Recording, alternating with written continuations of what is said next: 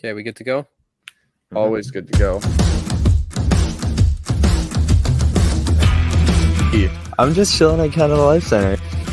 That's the hard-hitting why. analysis you listen to the Level Flight podcast for. Here we go. Jets are a brisket team, low and slow for the first two periods, and boom, an explosion of flavor in the last few minutes of the third. Doing all right. Better if my internet would work.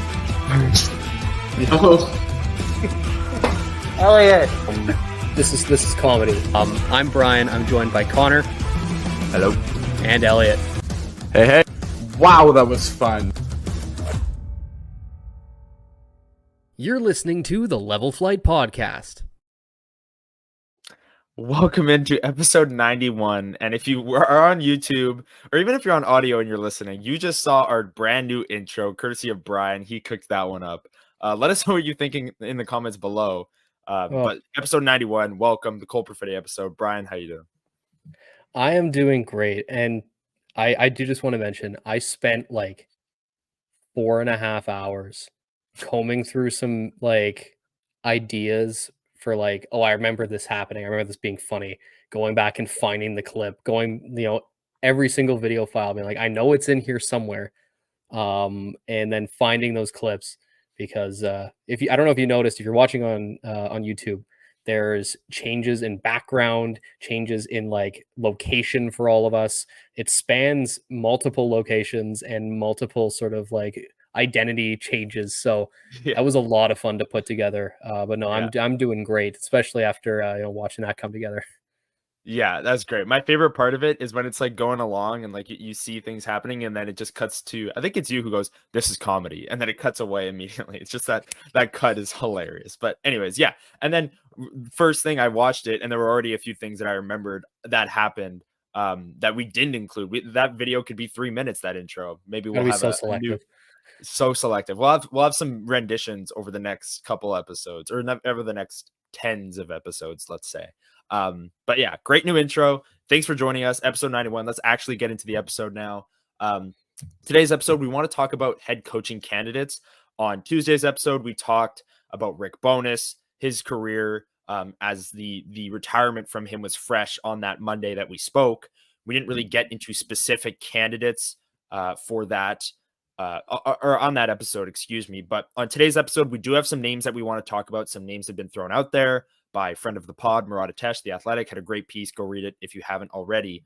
But Brian, before we get into these specific names, I first want to start with kind of laying the foundation, or like the framework of what you think the qualities of the next Jets head coach should be. I see a lot of people throwing that out there on Twitter. They say, like, I don't even care who it is, as long as they have X, Y, and Z, or this is how they coach.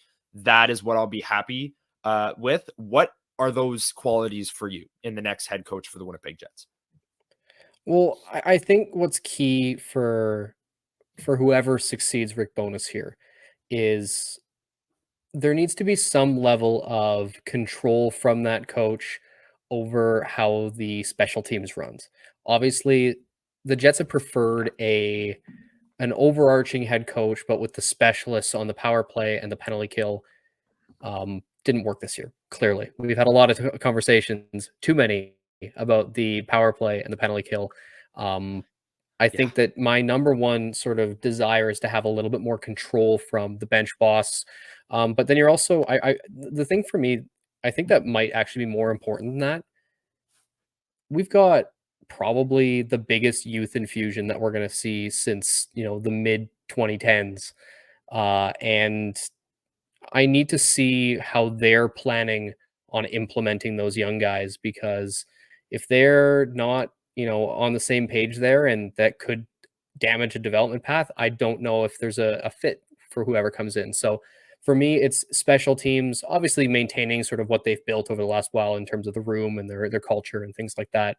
But for me, it's special teams. What are you going to do with the young guys? Yeah, I'm with you on that. And the young guys thing, I think if there isn't an infusion of youth this year, I think in the next 2 years for sure, because the year after that, it'll be Rutger. Maybe Elias Solomonson takes another year to break into the NHL. Maybe Brad Lambert Like, I don't know what'll happen with Sean Monahan. A lot of Jets fans do want Lambert as that second line center, and that's going to be a big offseason topic and into training camp. But there is going to be a youth infusion at some point here. A lot of these prospects are hitting that point where like they're 21 or they're 22, or Cole Perfetti's 22, pending RFA. Episode 91 of the Low Flight Podcast, Cole Perfetti episode. Anyways, we are going to talk about that later on because we posted a graphic on our socials with you guys who had some great responses on kind of predictions for what his contract is going to be. So that's what we're going to talk about after the break. But I want to echo your thoughts on the coaches being able to handle the young players and allow them to go through the growing pains that is needed for a small market team to have young players on entry level contracts to bring them to that contender status. Kevin Cheveldayoff had a great answer after the trade deadline. I believe it was on Cole Perfetti, where he said back in 2017-18, that team was only going to be as successful as it was if Kyle Connor took the leap as a player. And then he related that to Cole Perfetti, who was at the time taking that leap and was going through a bit of a slump at the time, but was having a great year, hit the wall, was benched down the stretch. We know what happened. But I think in these next couple of years, what you're going to see is a lot of that with an Elias Solomonson, with a Brad Lambert. If Brad Lambert can take the NHL leap and be a second line center in the NHL, then the Jets are like set. They have a young 21, 22-year-old player on an ELC that's giving them second line center production. Like that's a huge asset to have. So yeah, coaching, you need to be able to handle the young players that are coming in here. And I think that should be priority number one for me. And then special teams is important. I also think culture, the Jets, the past 2 years, Rick Bowness has done a great job kind of pumping up that culture and making a winning culture, albeit not in the playoffs. But the room seems in a good place right now. And I think the new head coach obviously can't come in and just destroy the room. I'm not saying some of these names will, but yeah, keeping that culture intact. But for me, it's the infusion of youth that you mentioned. And yeah, there's a lot of candidates who could fit the billing for that. Obviously, the most talked about is Scott Arniel, Kurt, associate head coach, who filled in multiple times this year when Rick Bowness took a leave of absence. Quickly on Arniel and your thoughts if he was the guy to step in as the next head coach of the Winnipeg Jets. I do think they will do a search regardless, but if they ultimately choose him, what would your thoughts be? I mean, the situation where I'm in with that is I would prefer if they took a bit of a chance to look elsewhere and maybe do something because let's be honest, the coaching staffs that they've had over the last few years, whether it was the Maurice era or now, they don't seem to be able to get them over that sort of playoff hump. And using someone who was so infused into that staff and even was interim head coach for several games this year, I don't know if it gets you there. That being said, it's the safe pick. You know what you're getting with him. Obviously, he's been at the forefront of Rick Bowness's staff there as they've built that culture and identity. So I wouldn't necessarily be upset with it. I just think that they would be doing themselves a disservice if they just went with the safe pick. Yeah, and he is the safe pick for sure because like you said, that you know what you're getting. You saw what happened when he stepped in earlier this year. The Jets played great in those games.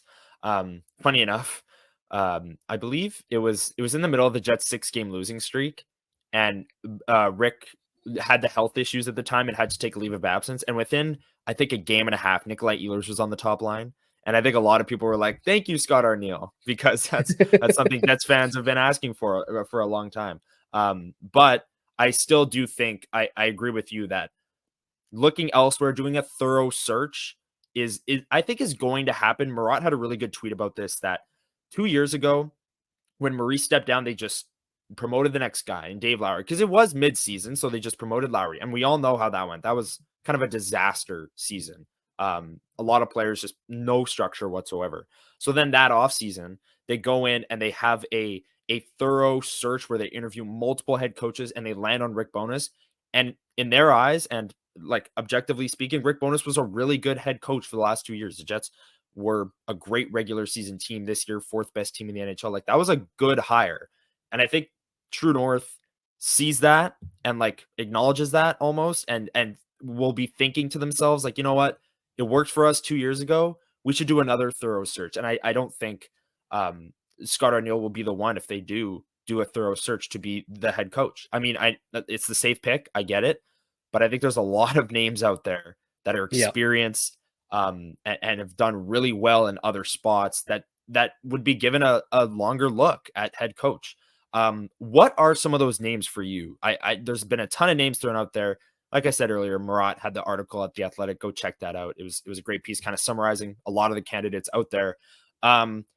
What are some of the names that are intriguing for you that have been kind of thrown out there, whether they're on Twitter or in articles or just coaches that you've seen that have been fired in recent times here in the NHL? Or not to use a lot of people complain about how the coaching carousel is just one big like recycling of the same coaches. Maybe a coach that from outside of the NHL who's caught your eye.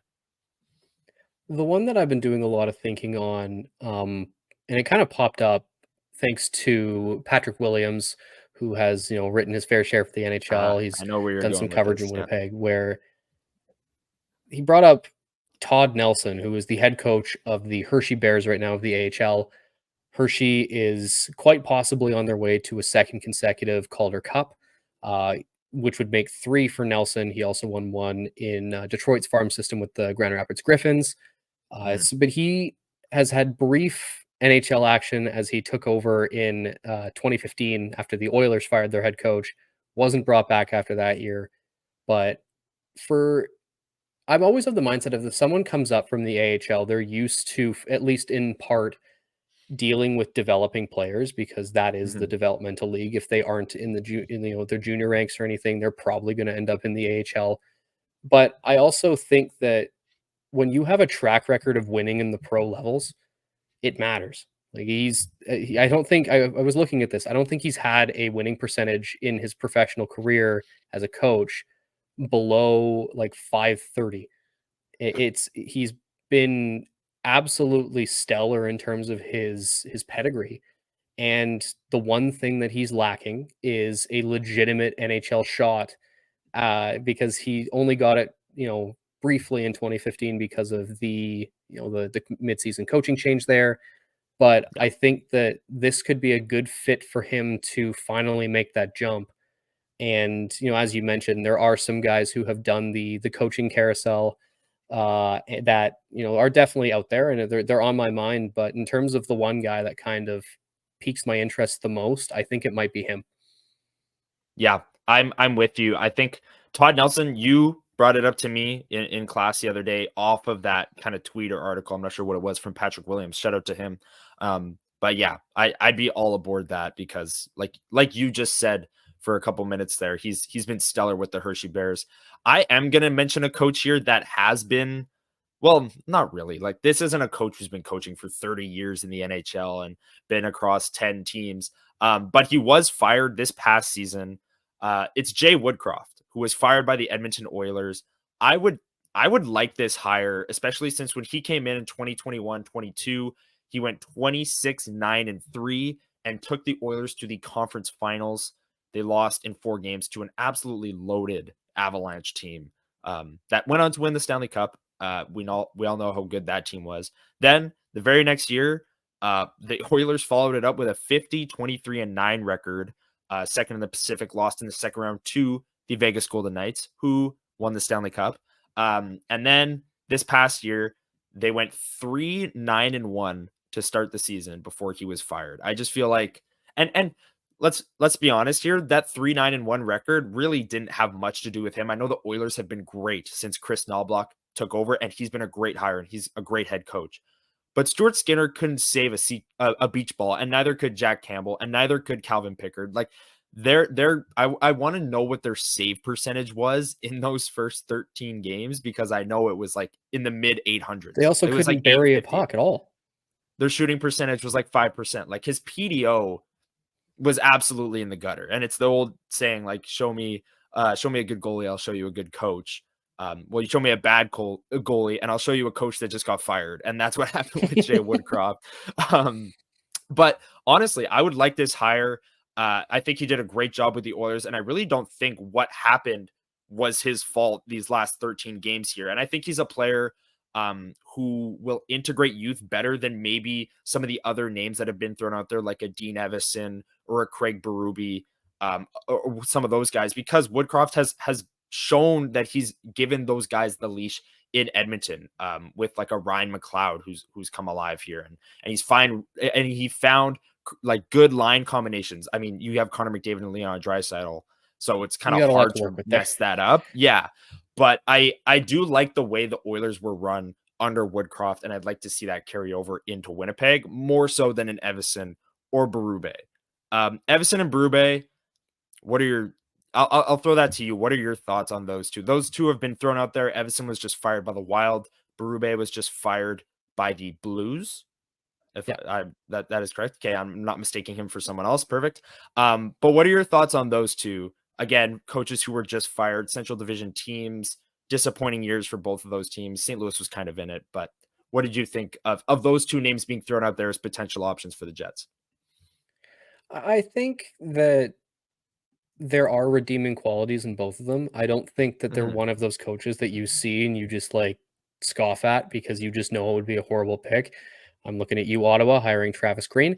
Woo. Yeah, You for taking him away from any possible search, by the way. But appreciate it. sort of back to that though, with Evison, he turned that Wild franchise into a direction that they really weren't used to being in. They were actually kind of exciting, and they were, the Mhm. systems that they implemented were actually beneficial to their offensive game, and not just we're gonna lull you to sleep and hope that you don't see the puck go past you. So there's that, but he kind of has a hit or miss record with some of the younger guys in that organization. It's not exactly, a strong suit for him and being that sort of players coach for the young guys.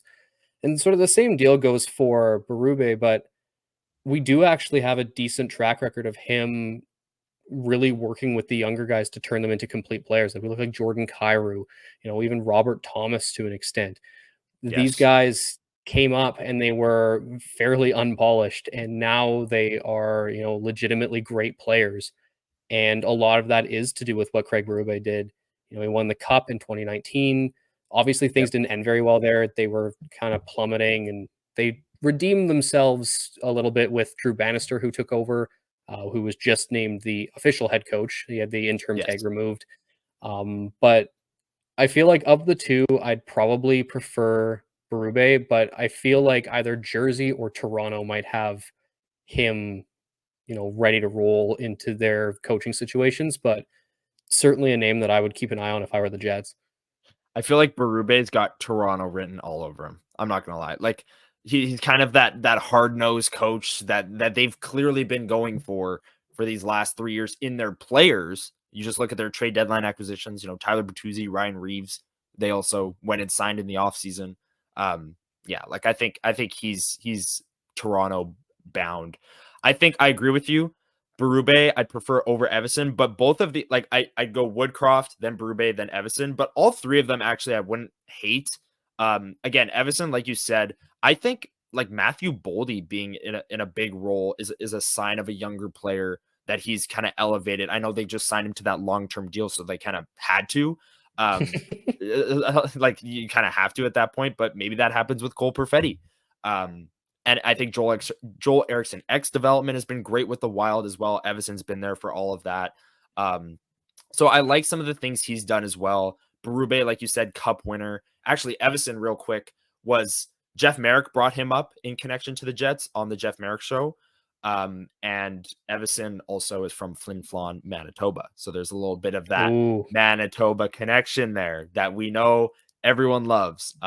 So I could totally see any three of those names who were fired this past year in Woodcroft, Evison, and Berube. We talked about Todd Nelson, talked about Scott O'Neill. If there's any names that you think we missed that you would really like the Jets to go out and target and interview for the head coaching job, drop a comment below on the YouTube video. If you're listening through podcast, come to Twitter, come to Instagram, come wherever and drop the comment there. Who did we miss? Who do you like to be the next head coach of the Winnipeg Jets?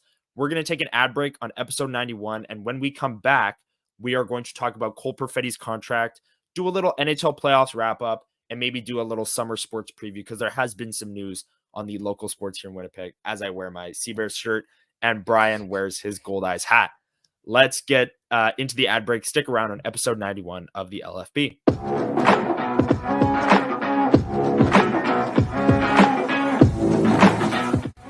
Hey, Level Flight fans.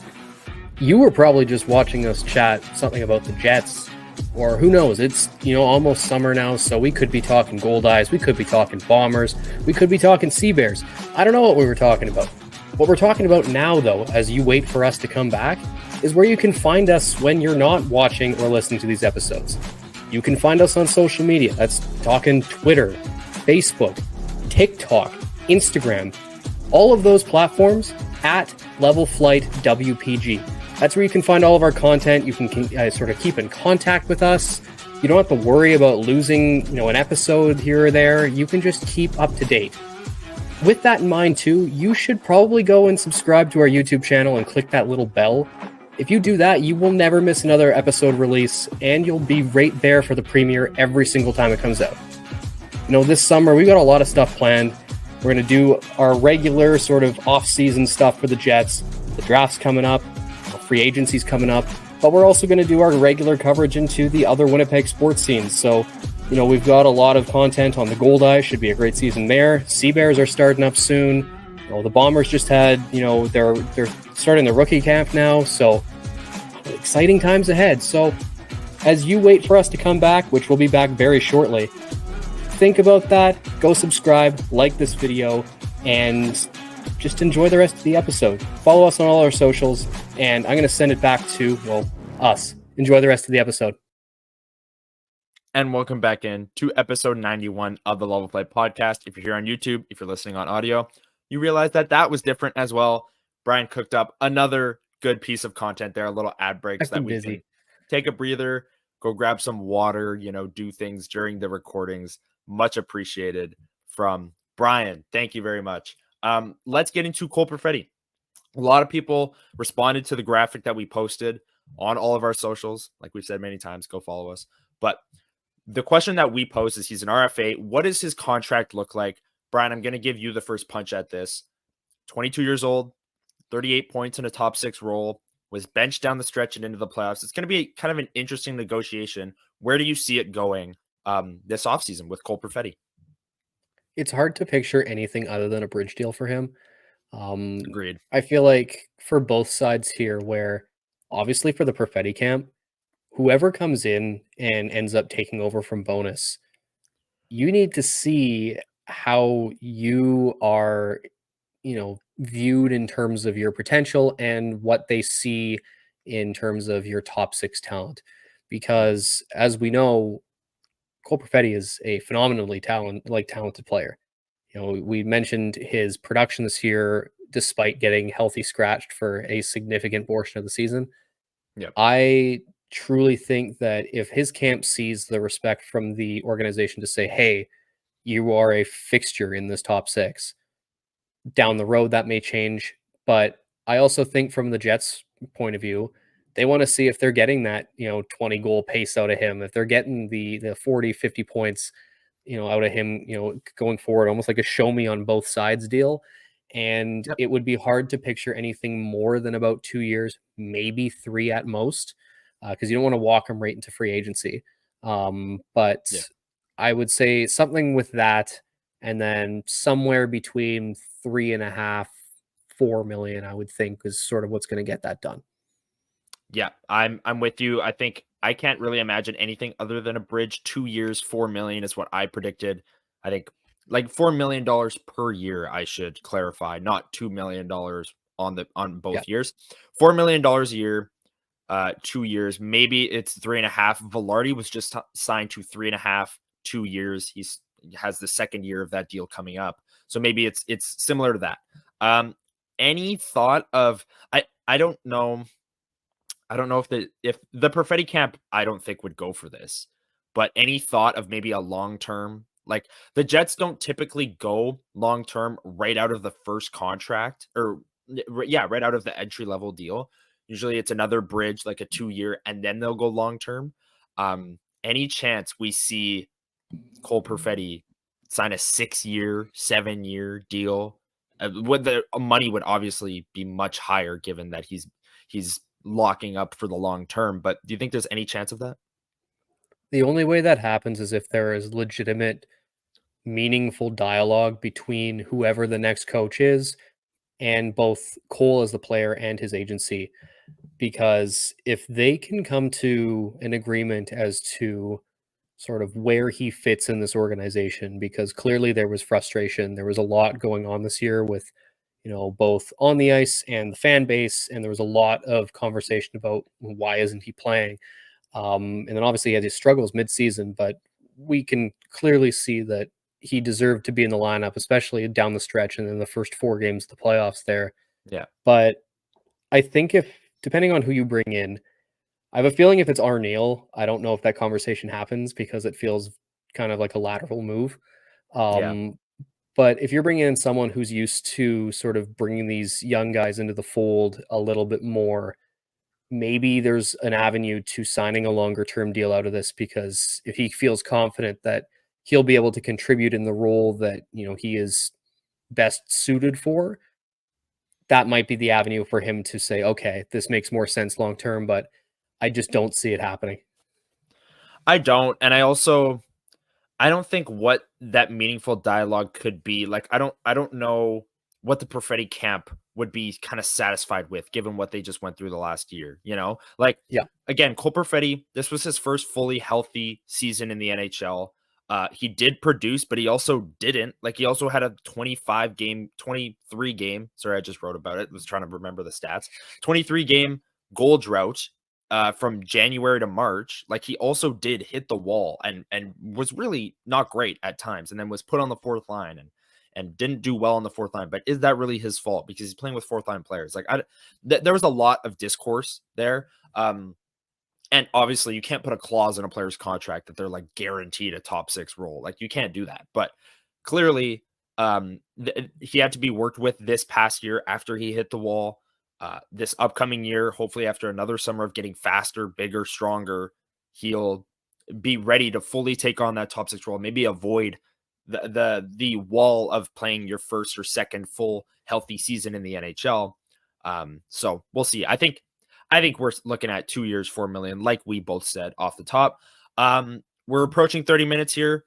As we wrap this up, let's do a quick recap of the NHL playoffs. Last night's games were fantastic. The Dallas Stars and Colorado Avalanche went to overtime. The Avs taking game 1, 4-3. The Rangers taking game 2, going up 2-0 in the series. Also in overtime, a 4-3. That was actually double overtime. 4-3 win for the Rangers. Vincent Trocheck got that one done. And then tonight, the Panthers even the series up, winning 6-1. I believe the final score was. There was a ton of fights at the end as well. Pastrnak and Kachuk fighting. And then as we're recording this, the Oilers and the Canucks are playing. The Oilers are up 1-0 in the game, courtesy of Zach Hyman.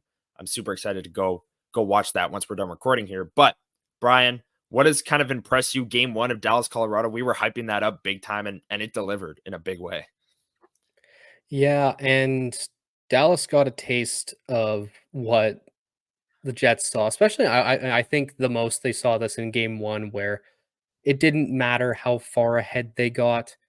It felt like Colorado was always there, and despite holding a 3-0 lead, Dallas coughed that up and lost 4-3 in overtime. Mm-hmm. Jake Ottinger with a .846 save percentage on the night. It was the perfect example, though, of how any sort of foot off the gas means that Colorado's We're right done. there ready to absolutely murder you on the ice and Yeah. just totally take you off, any sort of rhythm you have. And that to me was, I think that's going to be the story of the series, is can Dallas find a way to keep the 60-minute effort after what they described that first round series as mental torture. I know Yeah. Matt Duchene had an interview where he was just, the way he was talking about that first series felt like it took a lot out of them. So can they Yeah. keep up a 60-minute effort in each game against these Avalanche that seemingly never go away?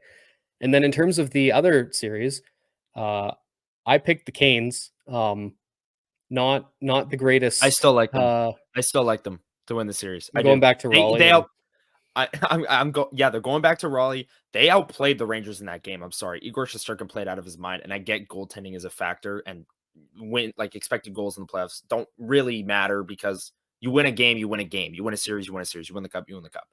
But I've liked what I've seen out of the first 2 games out of the Hurricanes. Like, I'm not changing my pick. I still, what did I last episode? Hurricanes in 7. If I said in 6, then I'm definitely changing that because I don't think they're going to run the table here. But I still like the Hurricanes in 7. I do. I think they've looked No, really, really good. I get it. Like they're such an incredibly talented team, and they Yeah, finally have some guys who can actually finish. So it wouldn't shock me if that extra little jolt from what they lovingly called Rollywood at PNC Arena there, where it's been just an absolute madhouse, where yeah. does legitimately like give them boosts from what I can tell. So that could be the true equalizer there, and maybe they come back to New York for Game 5, all knotted up at 2, or at least maybe Carolina gets on the board and it makes it a little bit more interesting. But Yeah. and I kind of felt like Florida was gonna take Game Yeah. 2. Like it just didn't seem like them with how they played, Mhm. and obviously we knew that the little nastiness is going to pick up. I think that's probably going to carry over into Game 3, Yeah. and does not shock me that the Oilers are leading right now, especially coming off of Zach Hyman. He is kind of just made for the It was playoffs. on the power play too, because of course Shocker. it was. Yeah, exactly. Yeah, still 1-0 in No, that game. But I'm going to when turn you're that hearing one this, on right you'll after we know. finish here. Exactly. When you're hearing this on Thursday morning, you will know who won Game 1. But we're going to save the summer sports conversation for Sunday, LFP Live. You know where we'll be, 9 a.m. YouTube. I just want to say the Seabears officially announced that they sold out their home opener on May 24th. Great news. And there's only a select amount of Seabears games, so this was kind of expected that, their home opener, they only play like 10 home games, like the Bombers. They only play a handful of home games. There's a lot of excitement around the team, and apparently they're announcing Joey Slattery. Shout out to him, who kind of broke the news the other night. But apparently they're announcing a big signing Thursday morning at 10 a.m. So stay tuned for that. And that'll be super exciting. They'll be a great team. But I just wanted to say that we'll save the rest of the summer sports stuff, like the Gold Eyes, the Bombers, like you said, rookie camp starting. And we'll have lots to talk about. We'll do it LFP Live with all of you live on YouTube. So join us then. Thanks for listening to episode 91 of the LFP. Brian, any words on the way out? Just that Gold Eyes are going to be kicking off their season between now and LFP Live. So you mentioned it already. We're going to have a little bit of chat on there. They're kicking off down in Cleburne, Texas. The former team of current Gold Eyes manager Logan Watkins, his first year with the team. So it'll be a kind of probably a weird way for him to kick off the season after spending a few years down there in Cleburne. So you know, it's a familiar face for them, different uniform. Should be a very interesting start. 6 games down in Cleveland to kick off the season. The schedule makers were cooking with that one. They put the manager back in his old barn. It's gonna be going crazy. No, I'm kidding. But yeah, that'll be awesome. And we'll obviously update as the season goes along on Sunday on LFP Live. So we will see you all then. Like I said, thanks for listening to episode 91. You can see it right there. I'm going to try and point to it. Follow the LFP on social media at Level Flight WPG. We'll be posting a lot over the next couple days. And we will see you Sunday morning, 9 a.m. live on YouTube. Enjoy the hockey games this week, everyone, as we count down the days to Bombers season, Sea Bear season, and Gold Eye season. I'm so pumped. See everyone Sunday. Have a great couple days.